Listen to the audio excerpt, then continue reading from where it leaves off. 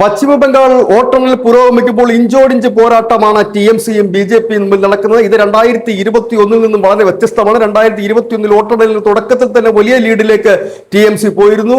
BJPക്ക് അവിടെ എത്താൻ വലിയ പ്രയാസകരമായിരുന്നു. അത് തന്നെയായിരുന്നു ഫൈനൽ റിസൾട്ടിൽ നമ്മൾ കണ്ടത്. പക്ഷേ ഇപ്പോൾ അങ്ങനെയല്ല കാണുന്നത്. ഇഞ്ചോടിഞ്ച് പോരാട്ടം എന്ന് തന്നെ പറയേണ്ടി വരും. അതായത് മമതയുടെ തട്ടകം പതുക്കെ ഇളകി തുടങ്ങിയിരിക്കുന്നു, TMCക്ക് ഇളക്കം തട്ടി തുടങ്ങിയിരിക്കുന്നു എന്ന് തന്നെയാണ് നമുക്ക് ആദ്യ ഫല സൂചനകൾ നൽകുന്നത്.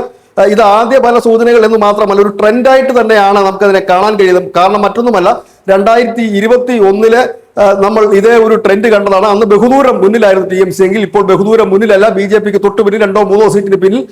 ഇങ്ങനെ ഇഞ്ചോടിഞ്ച് പോരാട്ടമാണ് പശ്ചിമ ബംഗാൾ നടക്കുന്നത്.